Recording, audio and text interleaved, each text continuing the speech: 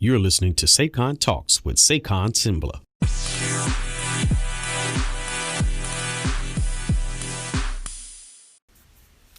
Greetings, everyone. Hello. I'm back, y'all. It's Sengbloh, and this is another episode of SayconTalks. I just want you to know that there will be many more podcasts coming, and they will be coming more regularly. I just had to do a few logistics, make sure the website was set up, SayconTalks.com, make sure all of the social media was reflective of what's going on. And now I'm in a position where I can just record, and do as many podcasts as I like, whenever I like. So I'm really excited about that. Look forward to the production getting better in the upcoming weeks as well. So thanks again for tuning in. On this episode, I just want to talk about a few things that's been going on, a few things on my heart, a few things on my mind right now, just to let you guys know, just get you on my vibe. I'm having a little sip of tea.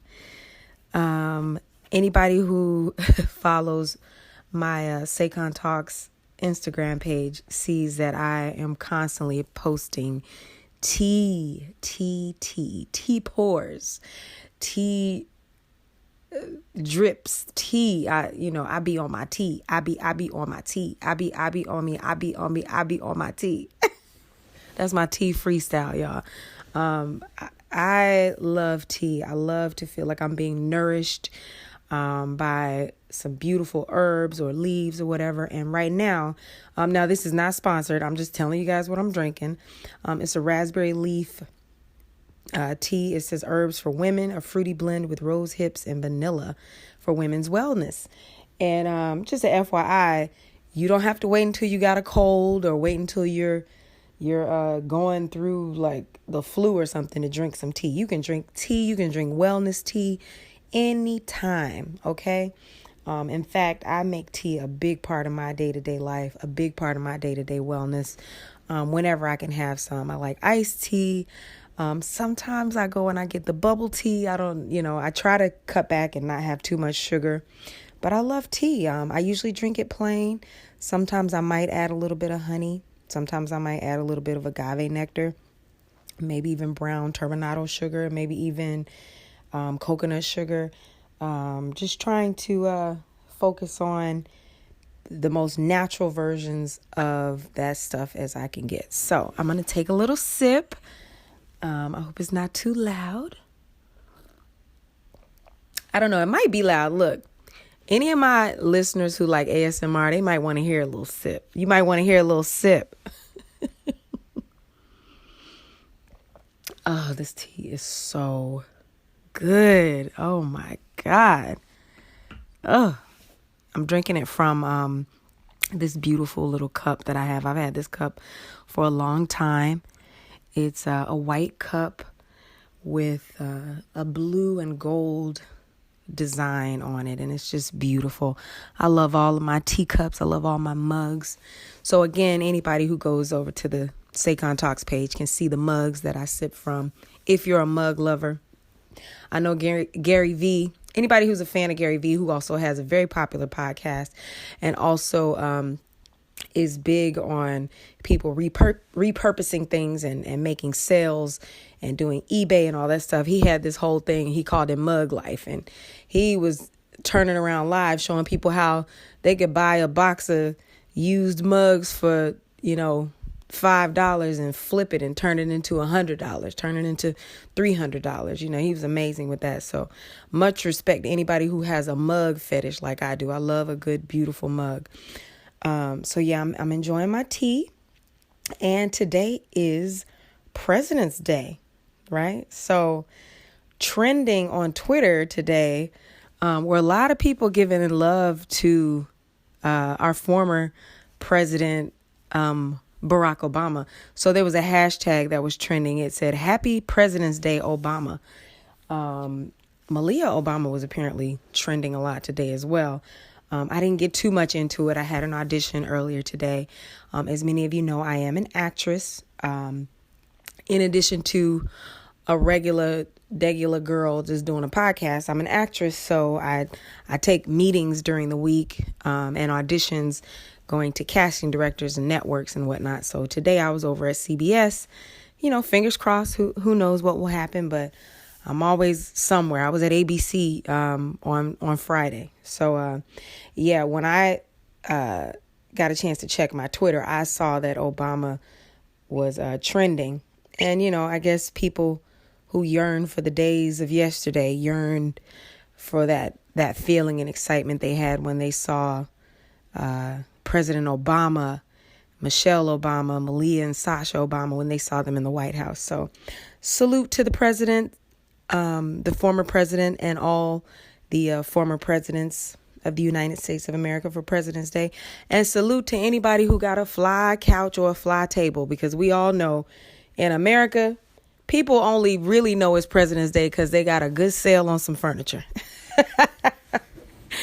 Oh, man. Honestly, if I could, I would probably, I can, but I'm probably going to move soon. But I would have got myself a little piece of furniture here and there just to switch up some things. Love a little home decor.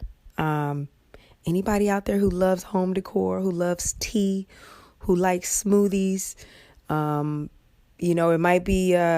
it might seem like, what is she talking about? But there are some people out there that really get into smoothies and that type of thing. So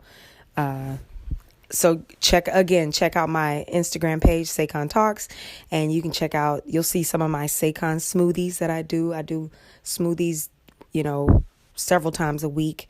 I won't say every day, but several times a week. Sweet smoothies, bitter smoothies, green smoothies, fruity smoothies, nutty smoothies, herbal smoothies, all kinds, just because I'm all about nourishment and wellness. So again, check out my Instagram page, SayconTalks. And please also take a moment to go on YouTube and search SayconTalks on YouTube and check out that channel. I'll be posting some really cool stories, some really cool things that I've been doing in the coming days. We'll be back in a moment.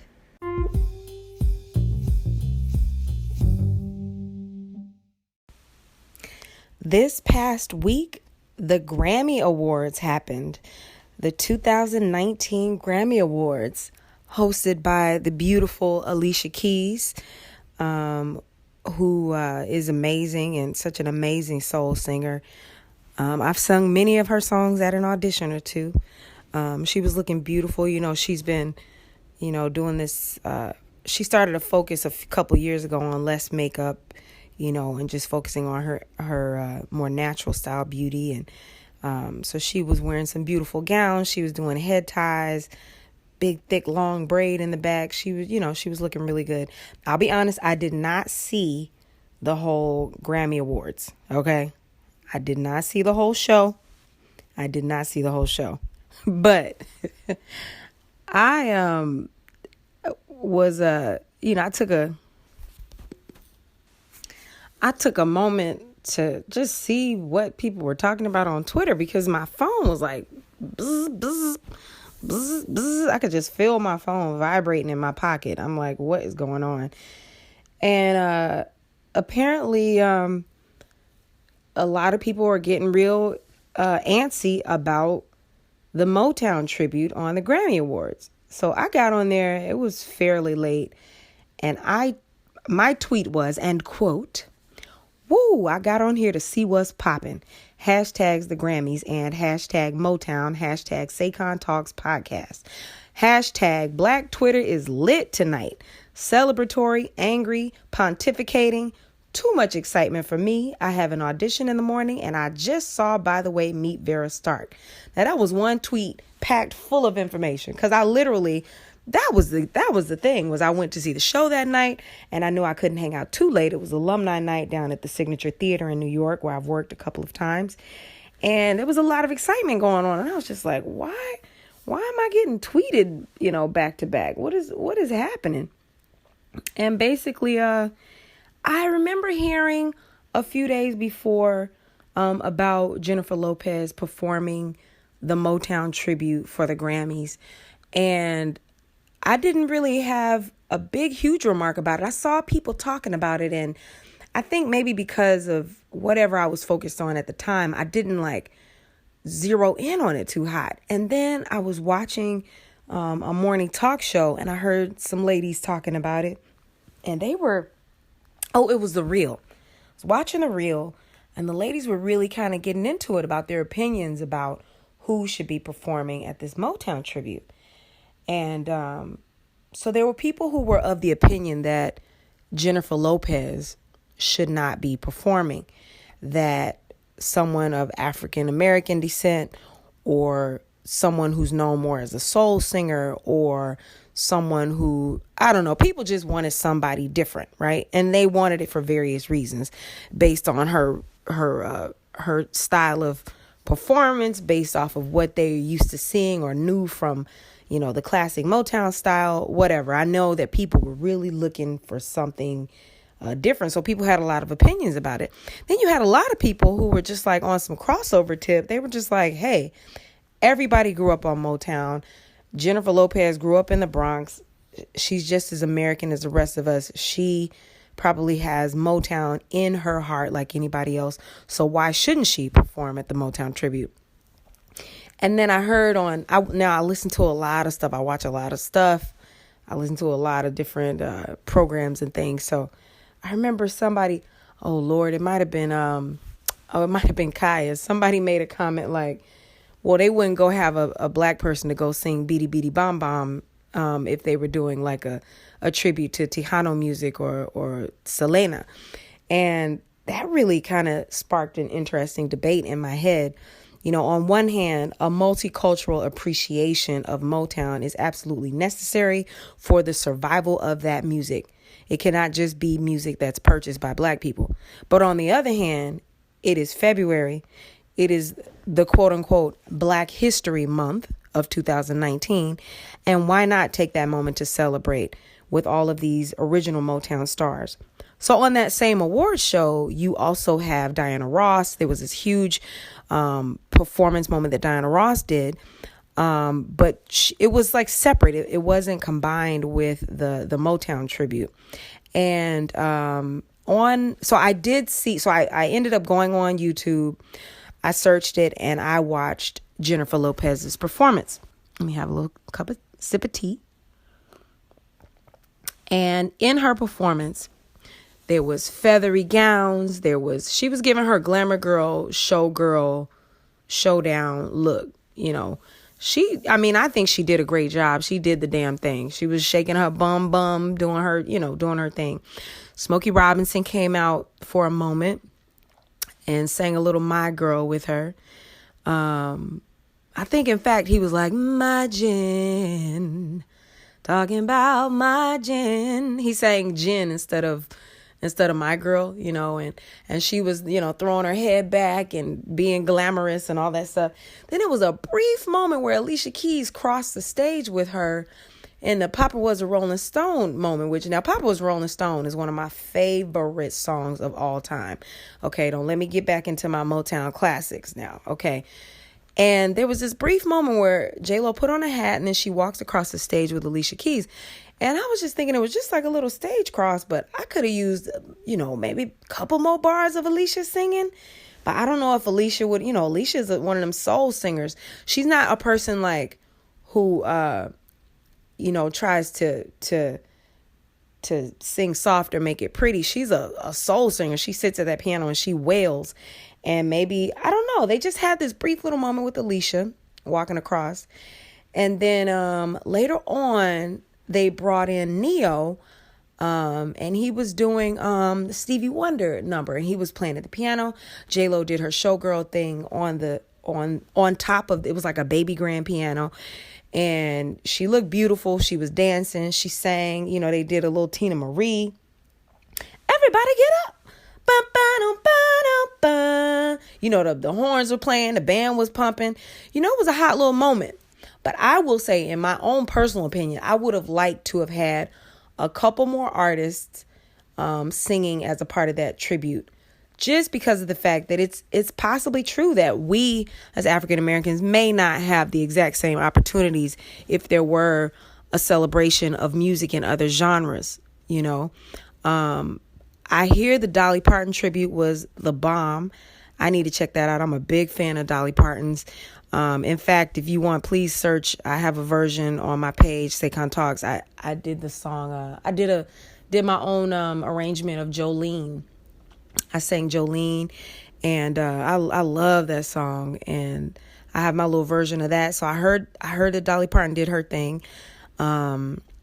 I saw Cardi B. I know Cardi B did her thing. She had the feathers. I saw the Vogue tribute to the Mugler original pieces that she wore throughout the whole night. So that was exciting and yet controversial when she won in her category. So it was just controversy. And I think, you know, with the Grammys being an older institution, you know, things are just changing. You know, things are changing. The way that people consume music has changed. What people watch, what people want to listen to, you know, the people who are voting and producing these productions versus what people are actually like really consuming and purchasing and downloading versus what people are not downloading or are stealing or versus what people are streaming. You know, everything has changed a great deal. So a lot of people I've noticed over the last couple of years are less and less happy with the Grammy Awards productions. Now, I'm going to tell you, when I was growing up, shout out to my mom, shout out to my brother. We used to, whenever there was an award show on or a pageant, like a Miss USA, Miss America, or the American Music Awards, the Grammy Awards, we would gather around that TV, and I would get a bowl of cereal or something, and we would be watching and waiting to see what people had on, and always looking for somebody black to be doing something.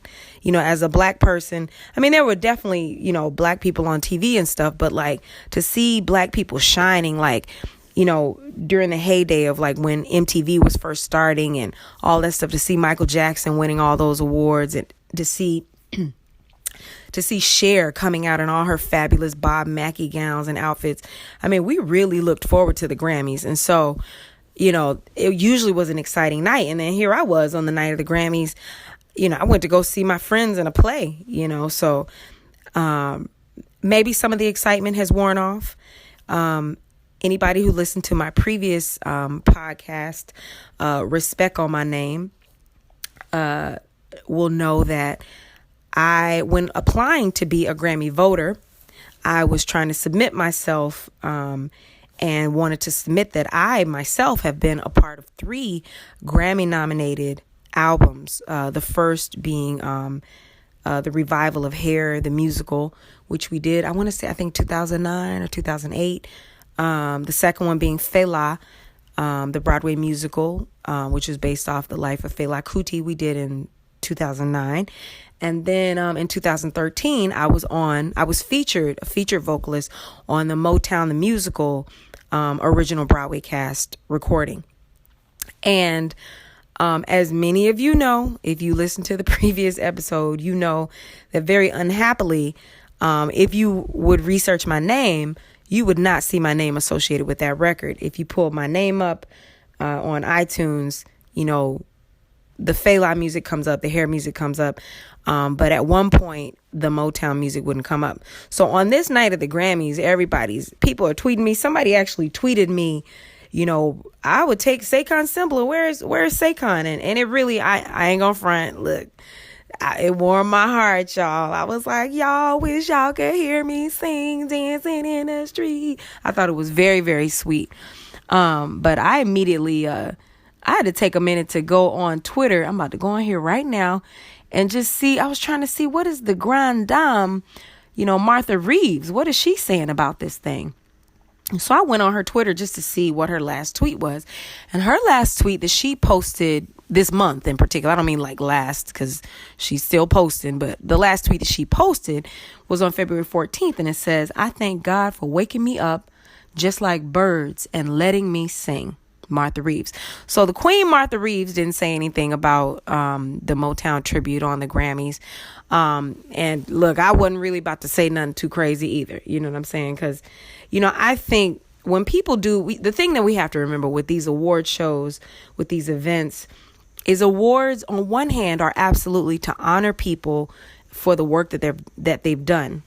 But the other thing we have to remember is award shows are great opportunities to promote projects, and also great opportunities to showcase people whose brand is up, who have a new record coming out, a new show happening. I'm having another little sip. Hold on.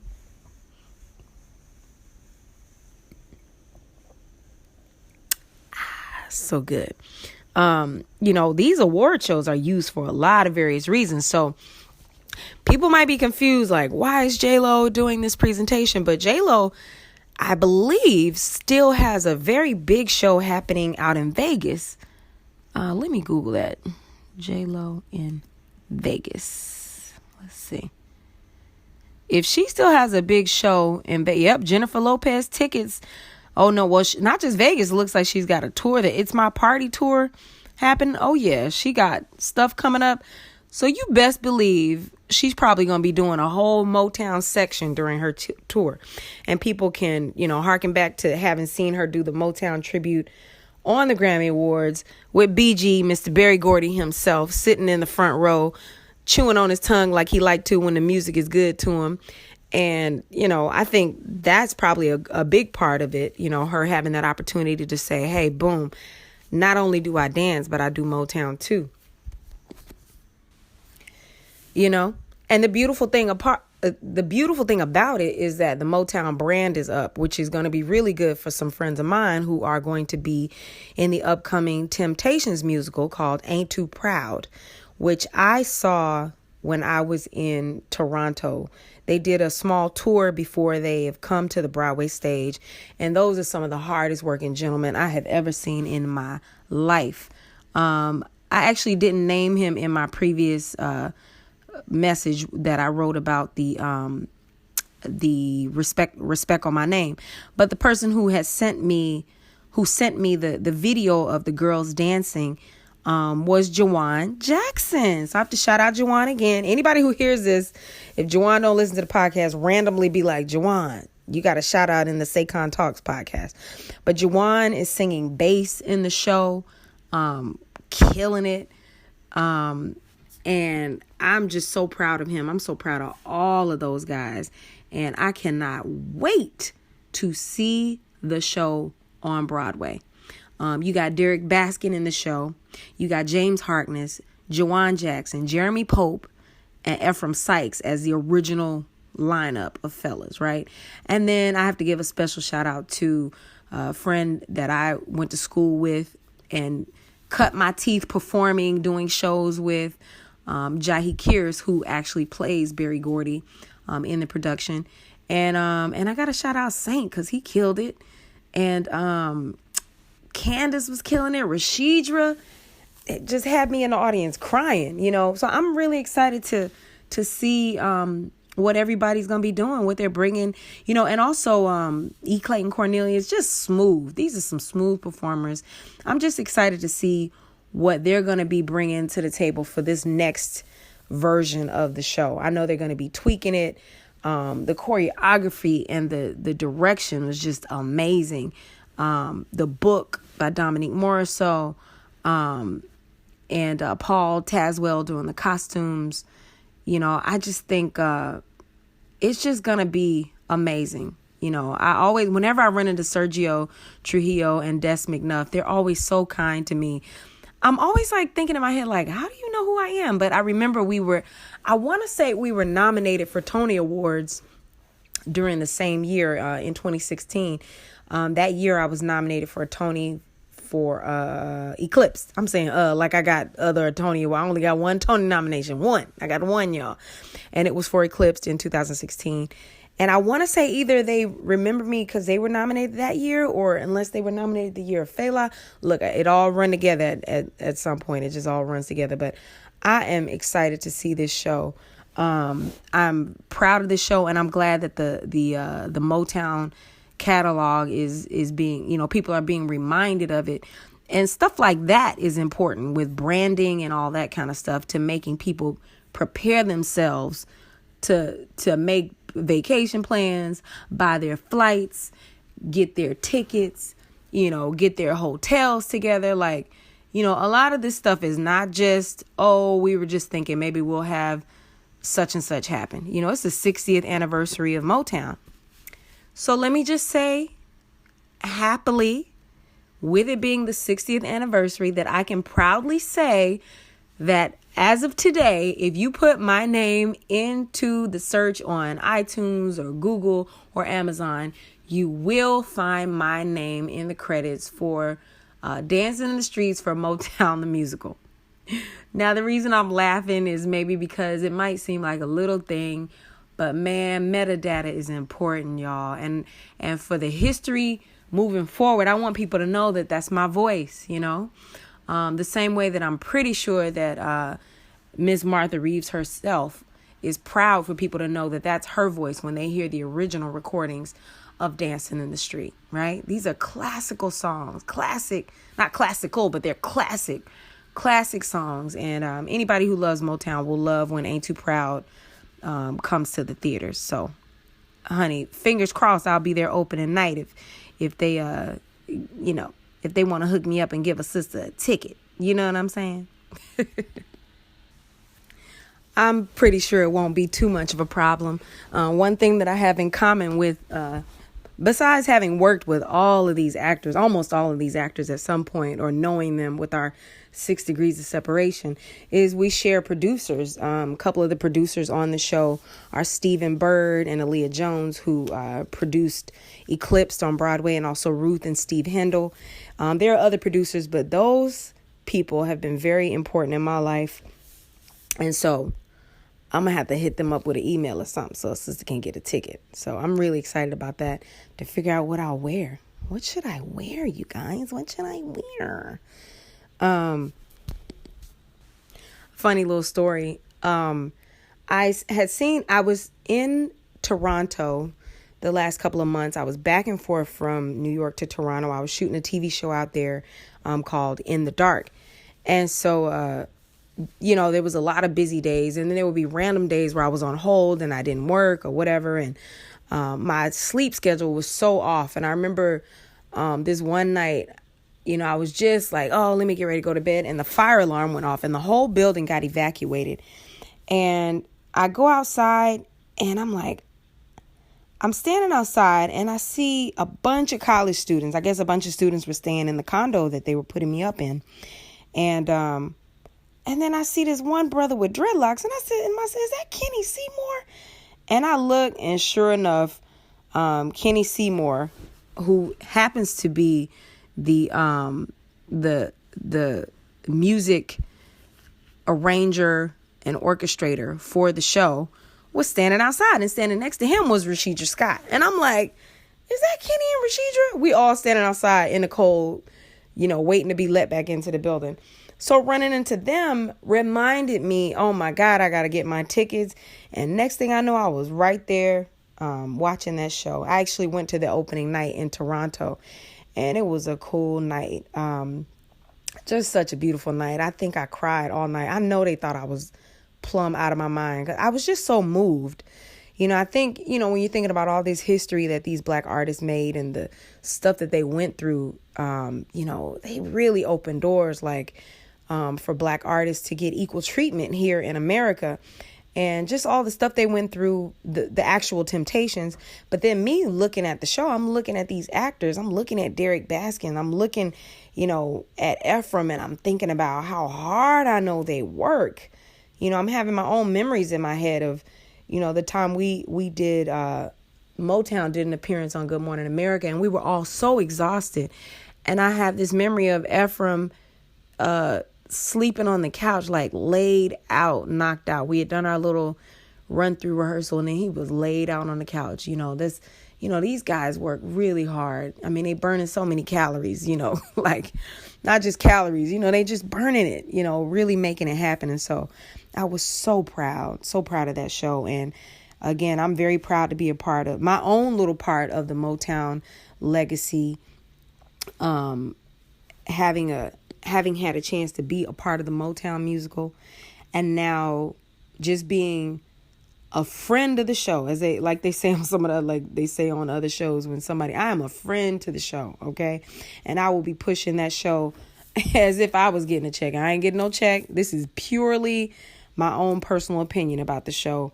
I don't know who, I may set up a little advertising situation with this podcast, which I have the ability to do. I'm excited about. So, but as I'm talking right now, this is just my own opinion.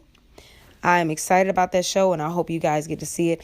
And I also really hope that you guys take a moment to download Dancing in the Streets. It says, well, actually, the title of the song is Get Ready, Dancing in the Streets. And you have Brandon Victor Dixon singing on it, who he recently got nominated for an NAACP Image Award. And then you also have myself, the full ensemble. Is Morgan James singing on that too? Honey, I forget, but I'm excited because whoever's singing on it, everybody's name is listed on it now. So please search it and make a comment, please, on the iTunes, or whatever wherever you use to download your music. Make a comment that you're happy to see that the artists' names are being recognized for the work that they do. I'm definitely excited about it myself. And I'm going to be shouting to the rooftop. So thanks for listening to this part 2. It was very timely, honey, because, boy, that whole J-Lo stuff had my phone blowing up. But I would love to know your opinions. How do you feel? Do you think that it was good or bad to have J-Lo performing the Motown tribute? Do you think some of the original stars should have been a part of that performance? Or do you think rather than it be the original Motown stars or even J-Lo, that it be some of the newer up and coming talents who are coming up in the pop, R&B, soul categories? I heard some people talking about the new artist, her. She plays instruments. She has a funky band. I don't know. What are your opinions, you guys? I really want some interaction. One of the main reasons, I'm going to be all the way real with y'all, is one of the main reasons I started this podcast is because I always want to talk about things, and we all have a lot of comings and goings, right? People got jobs, people got spouses, people got, different stuff they're going through, responsibilities, projects they're working on. People got all kinds of stuff going on, and they don't always take the time to just have a good old-fashioned talk, which is what I love about the podcast platform. Many thanks to Anchor. I'm so excited about this platform and being able to have the distribution through this platform. And so I really want as much interaction as I can get. And please, please take a moment to share this podcast with someone who you think might enjoy it. Again, my name is Sengbloh, and you are listening to SayconTalks. Thanks again for listening. Have a good day, a good morning, or a good night, whatever time you're listening to this. Peace.